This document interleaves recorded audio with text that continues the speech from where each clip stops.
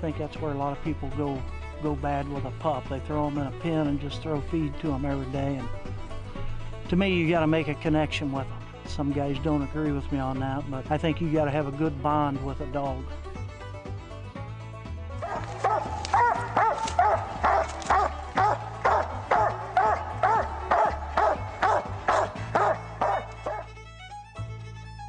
It's real simple, I think, with a pup, and a lot of people don't understand it. When a pup is ready to start, it will start. You can't force a pup to start, and you can't force a pup to treat. It has to do it on its own.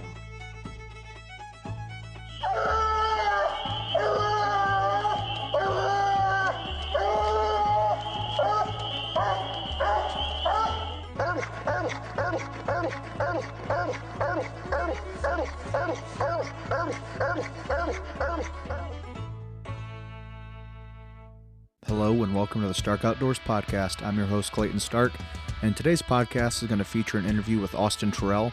Austin Terrell is a pretty well-known competition handler, and he's been coon hunting for quite a while, and he has a really interesting story. But before we get into this interview, I'll give you guys a few updates about me and what I've been up to. I've recently updated some of my filming equipment, and if you follow me on Patreon, you've already seen what that is and kind of what it's going to be. I made some upgrades because I actually have some big projects coming up. As many of you know, I had the Houndsman Spotlight series, and I'm actually going to be moving on to another series, and this is going to be a little bit more professional and in-depth. I'm still going to have my regular videos that I do every Sunday. I'm just adding a new project that's going to have a higher production value, and the first person I'm getting with for this new project is actually Randy Smith of Lone Pine Kennels, and we're going to get together in March and start producing that for you guys. I also have some other trips planned. I've had a lot of you reach out to me and want to go hunting. Unfortunately, I can't get to them all right away just because I can't be in multiple places at once. But I am getting together with Danny Nichols and his family for some squirrel hunting in South Carolina like I do every year this time of year. I'm getting back together with Austin Terrell to make another coon hunting video. I'll be picking up a new blue tick puppy from Matt Lingo out of Country Club. So there's a lot of great stuff coming. Also, I'll be covering the Tournament of Champions again. I'll be at Walker Days recording the Talk with Legends. So I'm going to be busy in the next few months, and I'm really excited to share it all with you guys, and I hope you're looking forward to that. And none of the stuff would be possible without you, so I appreciate your support, especially those on Patreon. Since they've updated the app on Patreon and allow me to post videos right to the app, and since I started doing that, the number of support and subscribers I've had on there has grown a lot. So for those out there who have been subscribed on Patreon for a long time and all the new ones, I really appreciate your support. And if you're interested in subscribing on Patreon, what that is, it's a social media app that's a paid subscription service where you can subscribe to see exclusive content, get in direct contact with me, see daily updates, live updates as I'm making the videos, and also make hunting requests. So if you want to get in direct contact with me or any of the other stuff that sounds interesting to you, make sure you go to patreon.com/starkoutdoors, or you can download the Patreon app and look me up on there as well. Depending on the subscription that you get, you can also get access to merch like t-shirts, and I really appreciate you guys for supporting me on there. I'd also like to thank my sponsors. I'd like to thank Conkey's Hound and Hunting Supply, and I actually just got a new boot dryer and some Bama socks from them, and it's really nice. I encourage you guys to check that out. If you need some new clothes, make sure you check out Coon Dog Wear. They have some great t-shirts and sweatshirts and hats and about anything you'd need. If you're in the market for a new tracking system, make sure you check out Dogtra with the Pathfinder and the Pathfinder 2. You can use code STARK5 to save some money with your purchase on there. If you're in the market for a new light, I highly suggest you check out Big Dog Lights. I've used them for about 12 years now. I haven't had a single issue with one of their lights yet. They're very durable and dependable, and if you buy directly from Big Dog, you can use code STARK10 to save some money with your purchase. I'd also like to thank Bayou Legacy Game Calls with the Tree Shaker Coon Squaller, Ringtails and Tall Tails Hunting Supply and Taxidermy, Gun Dog House Doors, and my latest sponsor, Coon Hunter Supply with Razor Hunting Gear.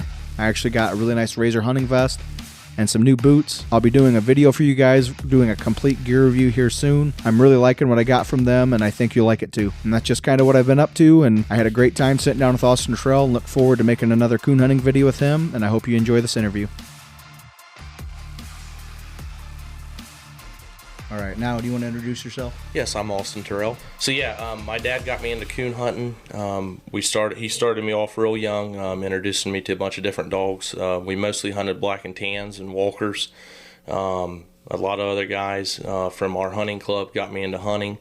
A couple of them are Leon Childers, and I first started hunting for Jimmy Wills. He got me, going and handling dogs for him.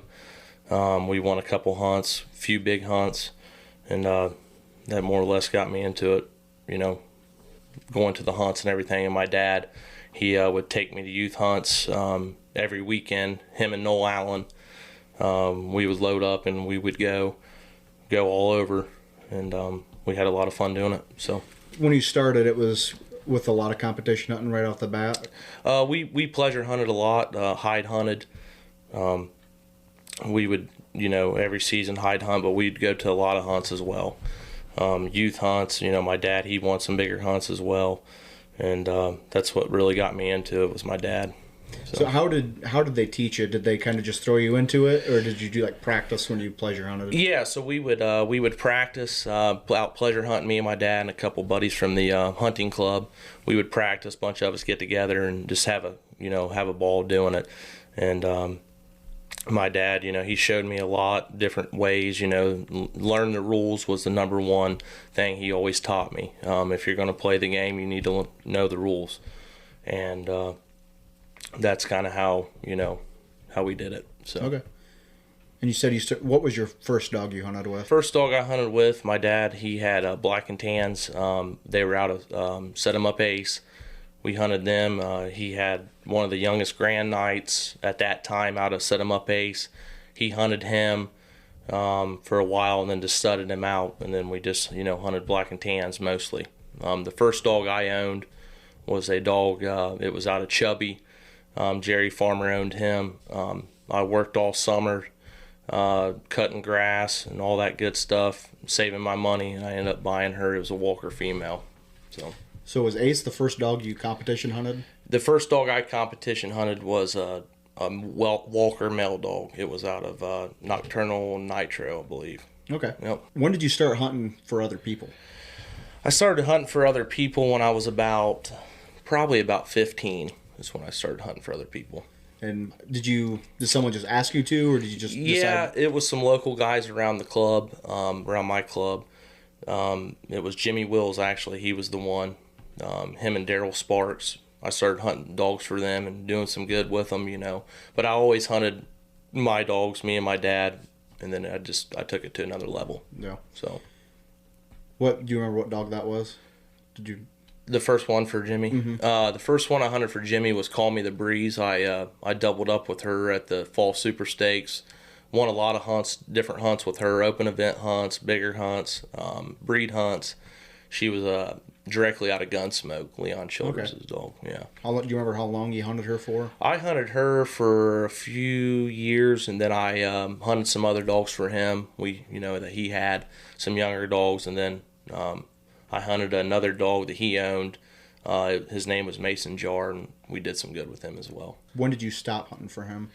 I can't remember when I stopped hunting for him. It was probably, I hunted for him for about 3 or 4 years, and then I kind of went back to hunting some dogs for myself. Black and tans, trained a few of those and done some good with them, and and sold them. And then I went back for just hunting dogs for people, young dogs, and handling all kinds of different dogs for people. So, who was the next person you really worked with? The next person I really worked with was, I have to say, Seth Wimpy out of Georgia. Oh, so yeah.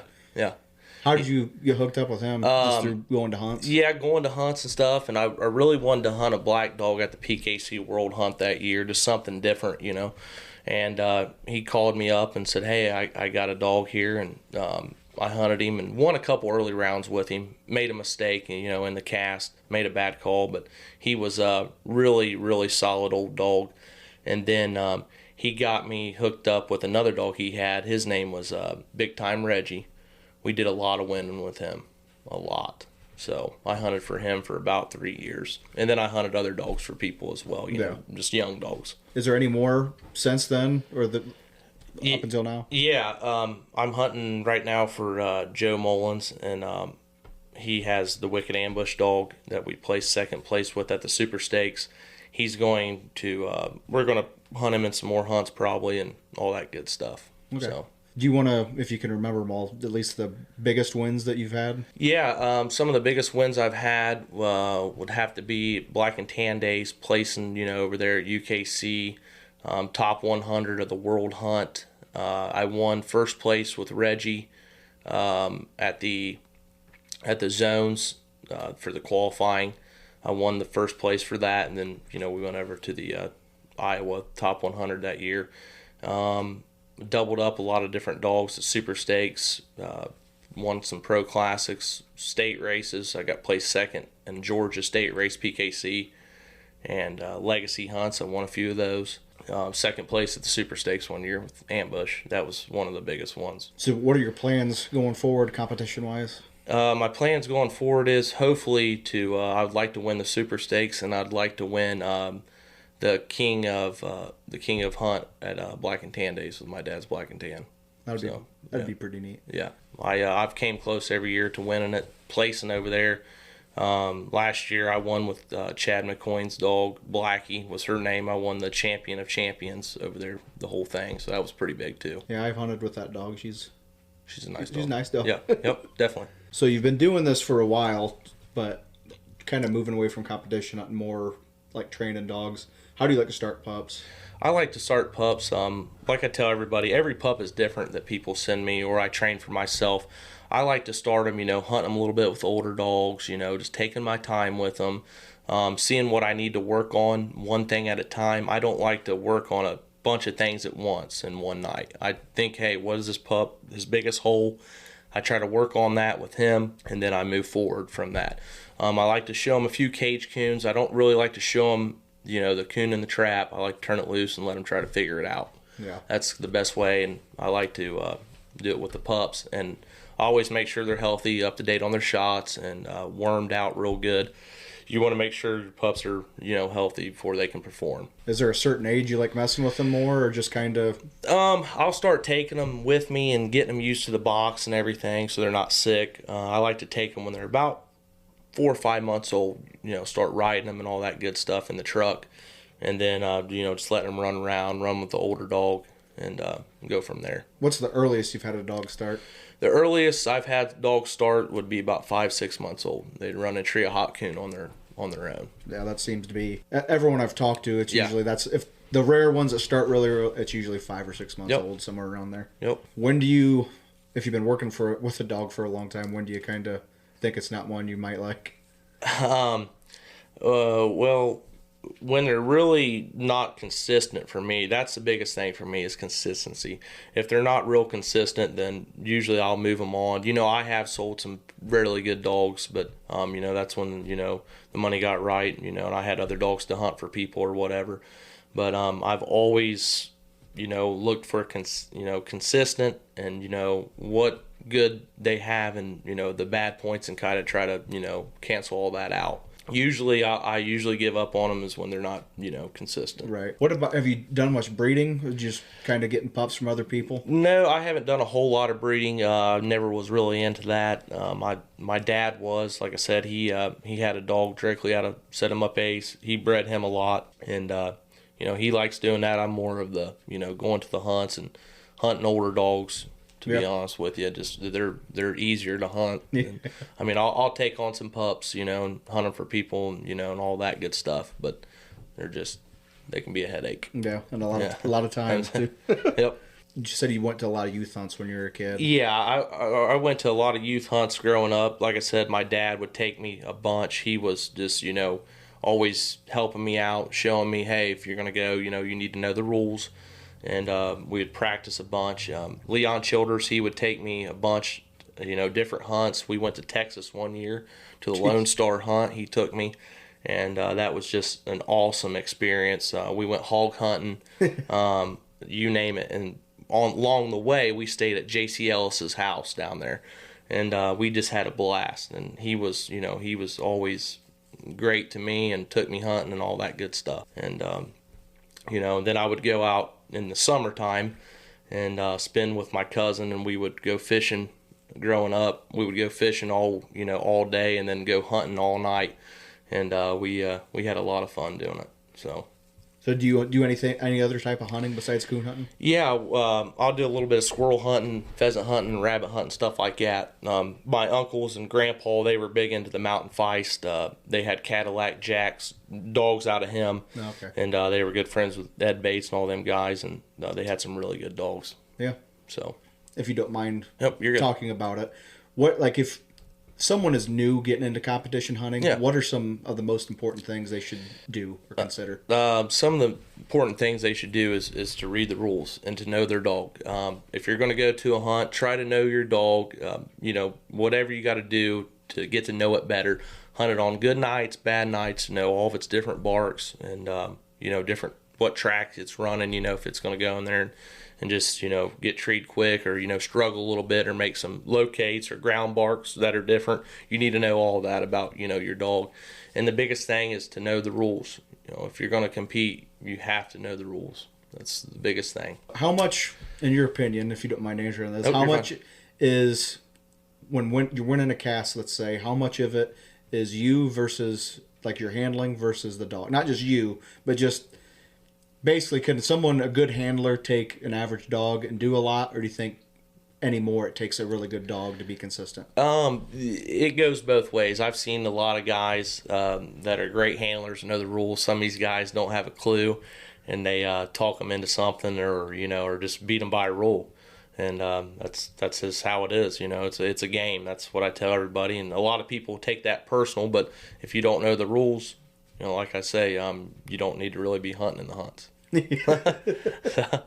I always wondered that because I've been in some competition hunts, Right. but not a ton. So I just always wondered, especially now, the way social media, there's so much talk about stuff like, I'm sure There is, it yeah. was like that before, but I think it's even worse now. Yeah, it is. So I just wondered, I was going to start asking people that, how much they think. Is it 50-50 dog handler? Or does it every situation different, probably? Yeah, I agree with every situation is different because I've seen nights where the dogs just, all of them look good and just, a guy have better strike or, another tree and wins, but most of the time it's 50-50 for me, It's going to go with the handler who's in the cast or, the dogs. But I usually like to be on the cast where everyone knows the rules, just call their dog, and whoever wins it. That's the cast I like to be on usually. I'd imagine in most cases, if your dog's just treeing more coon than everyone else's, like that's it's not going to be too hard to win that cast. Well, sometimes. Yeah. Depends on who's in your cast. Yeah. That's why I've just been thinking about that a lot lately, because you'd assume most times the dog that performs the best will win, and I assume the rules are written in a way to which that happens most times. Yeah, And most the of the hunts I've been on, luckily I haven't seen or had to deal with anyone really trying to do anything Shady. Yeah. Yeah. I'm not saying it doesn't happen, but I personally haven't experienced it. Yeah. Then again, the hunts I've been on have been either really little hunts or really, really big hunts. Right. Where there's live TV crews and stuff. So Yep. that type of stuff will eliminate a lot of stuff. It will. And I usually have a camera with me. So I'm sure a lot of that stuff doesn't happen because there's a camera crew there. Right. But I imagine right. if it was kind of like a medium-sized hunt leading up to a bigger hunt when there's no camera crews there, some of that stuff might come out more often. Yeah, it can get a little ugly. Yeah. So speaking of that, do you have any stories like that where you've experienced some shady stuff on cast you want to share? I've experienced some real shady stuff. I've seen some guys take off their hunting belts and get into each other's face just over some crazy stuff, and when no one could even win, the hunts that sometimes. But yeah, I've seen a lot of shady stuff, but definitely not going to name no names. No, on don't here. wait, no names. No names, but yeah, I've seen a lot of people get talked into stuff. A lot of younger guys usually, or some of the older guys that just didn't know the rules. But yeah, I've seen my fair share on casts. People arguing, cussing, fighting, throwing scorecards, all that good stuff. That goes back to what you said about knowing the rules. Yep. Because then if you know the rules and you're just focused on you and your dog, I assume that would eliminate a lot of stuff like that, where you're not kind of going back and forth with anyone else. Yeah, it will. It'll eliminate a lot of that stuff, definitely. Was it worse when you were a kid, or is it worse now? I haven't, in the last 5 or 6 years, I haven't seen a whole lot of crazy stuff go on. I've heard a lot of different guys, this and that, or at the local hunts. But years ago at my hunting club and around, there was a lot more bigger guys at the time, hunting, and you had to know your rules. If you were going to a hunt and you didn't know your rules, they wouldn't they would eat you alive. They wouldn't give you no breaks, because they were, either running for the state race and all that good stuff. Which when you're running for that stuff, it can get a little, you can get a little crazy on that stuff, because I ran for them, and it's hard to run for truck tickets and state races and all that. It's fun, but it takes a lot of time and dedication. Yeah.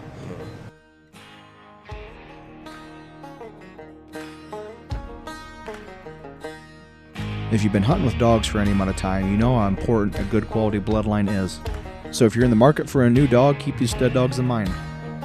AKC World Champion, PKC Platinum Champion, Grand Night Champion, Davis's Rosedale Frogger. And also check out PKC Gold Champion, UKC Dual Grand Night Champion, Buck Creek Croson. Frogger is owned by Burchell Davis, and Croson is owned by Chuck Dunlap.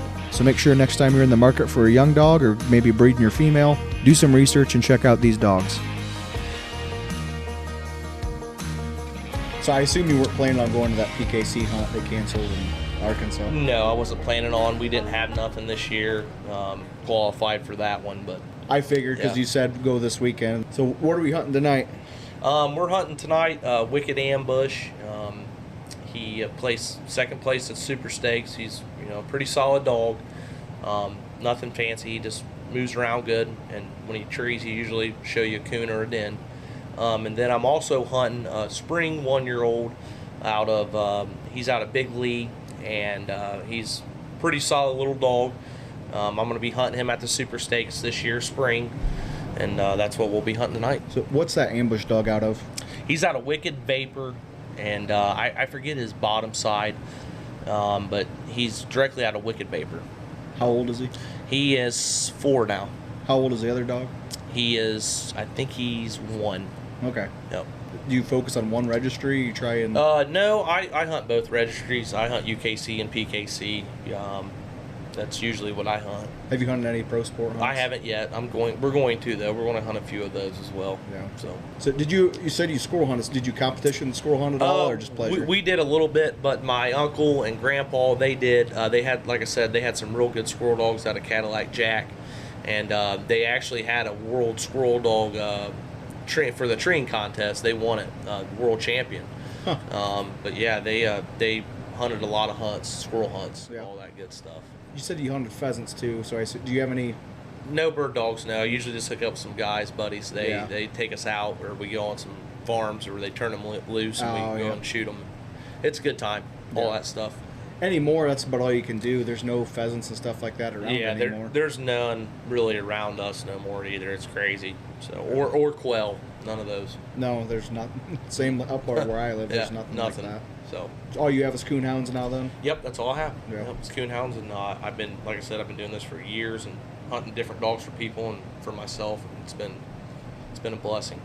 Do you have anything that you're hunting like pup wise right now, or just those 2 dogs? Nope, just those 2 dogs. When you're looking to get into another partnership or work with someone else, how would you do that? Like, what's your process? Do you hunt with a dog first? So what I usually do is there's usually guys that's texting me, wanting me to hunt a young dog or pay me or whatever, to go to some hunts. Usually I'll, go hunting with them, see how they are, or they'll text me, and usually I believe what they say, the guys I deal with now. Yeah.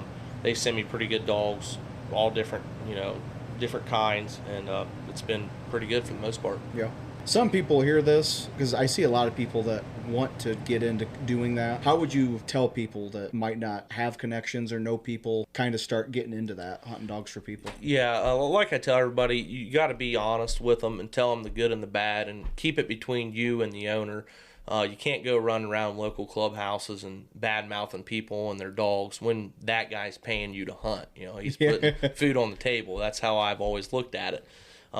You just go out there, hunt them, keep the guys updated, and usually the guys you deal with, they'll be happy with that. Like I always tell everybody, if you're hunting a dog for somebody, you keep that between the owner and the guy hunting the dog. Yeah.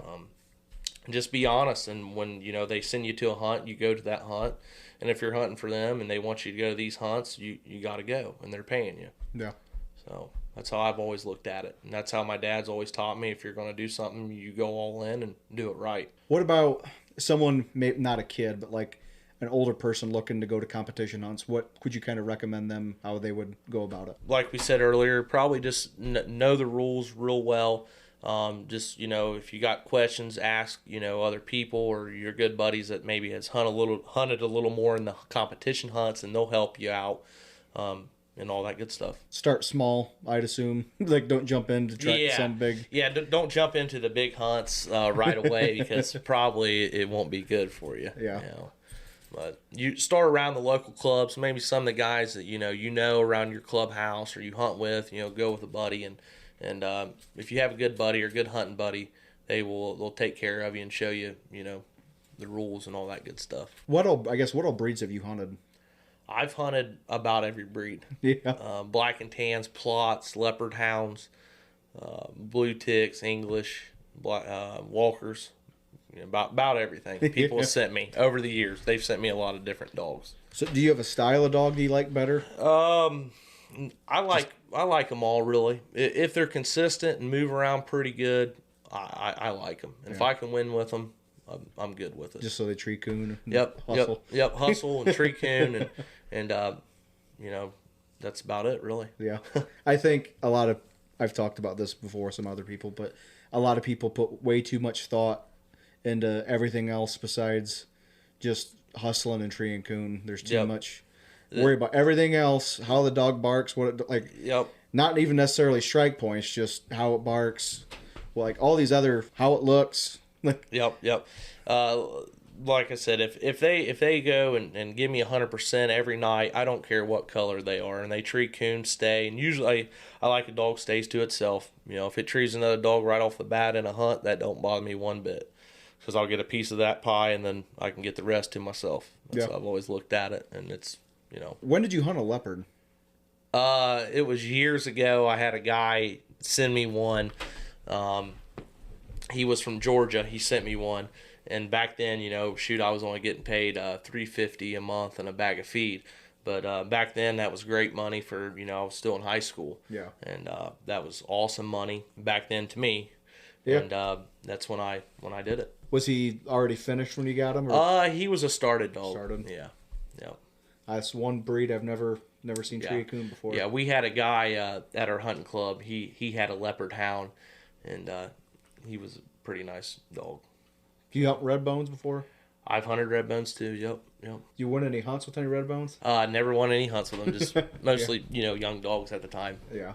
When I was growing up, man, I couldn't wait to go to the hunting club and meet. We'd have a meeting every Tuesday night in a PKC hunt, and Leon Childers, he ran it then, and now I took over running it. And every Tuesday night, man, I would after school I'd run off the school bus, get ready, we'd go. That we had the meeting at 5:30. They'd be back here playing poker and cooking in this whole kitchen, and man, I had a lot of great times and memories with them guys. And they would take me hunting. After the hunt, we'd go pleasure hunting, and my mom, she'd be complaining and want me to come home to get some sleep for school the next day, because back then, they'd be smoking cigarettes in there and playing cards all night, coon hunting. You know how them coon hunters talk. Yeah. It was a blast growing up. I couldn't wait to go to the coon club.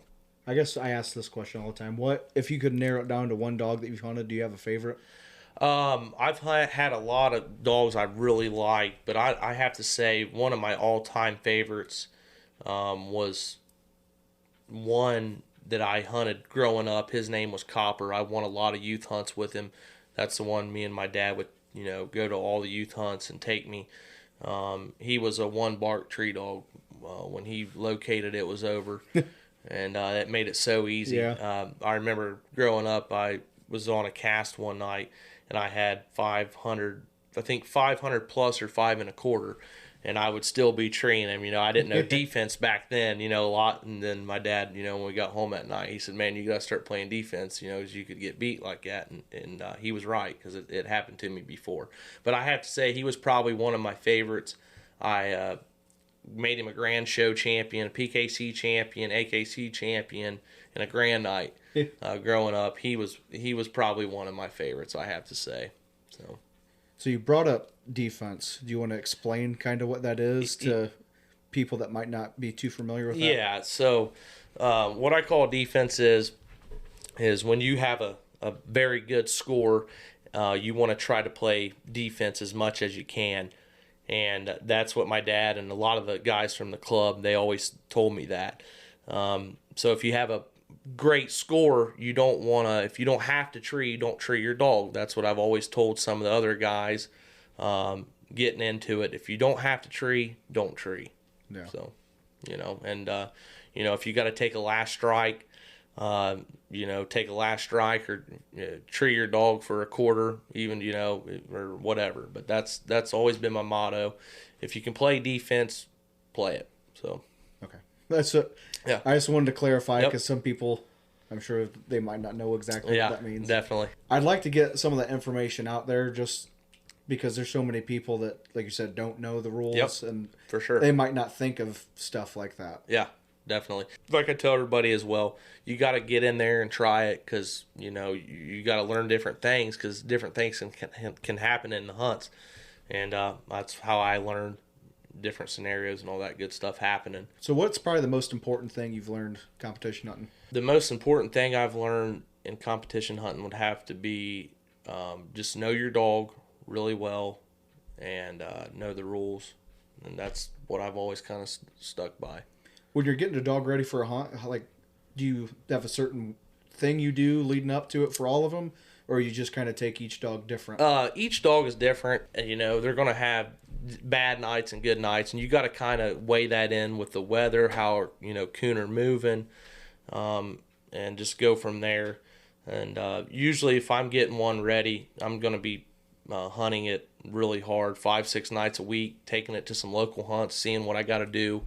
To work on it with other dogs, and that's how I've always done it, and that's how my dad, he told me how to do it, and that's what I've always stuck by. I'm good with it if you are. I'm good with it. All right, let's go to the woods.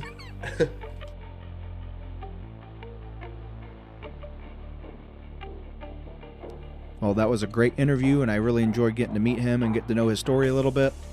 I look forward to going hunting with him some more, and also the new projects coming up. I'm really looking forward to that, and spring's almost here, so I'm sure you're all excited for all that as well. And I personally just wanted to thank all my patrons now, because without you on Patreon especially, none of this would be possible. I'm going to do my best to pronounce your name right, and if I don't, just reach out to me and I'll correct it, so I'm sorry in advance. But these are the people who truly care about promoting hound hunting in a professional manner and helping me with my mission and growing our sport. So I'd like to thank Martin Flem, Alan Zimmerman, Eric Chandler, Philip Miller, Brandon, Dylan Honeycutt, Tyler Richardson, Tyler Friend, Parker Reese, Dalton Gillentine, Austin Burnett, Darnell Roberts, Rodney Weekle, Joe, Angela Cable, Brian, Sedarius Hunt, Blake, Justin Moore, Kendall Wynn, Derek Compton, Ryan Lehan, Kyle, Lawrence Anthony Hinnon, Mark Beard, Ryan Beck, Sam Waitley, Colton Dunlap, Brian Pollard, Mark Gallardo, Bobby Overby, Tom Stark,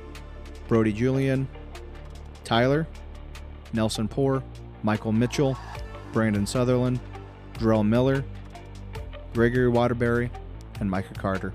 Thank you guys for your support, and I really appreciate it and look forward to more of you getting on here and interacting because, like I said, I do post daily updates.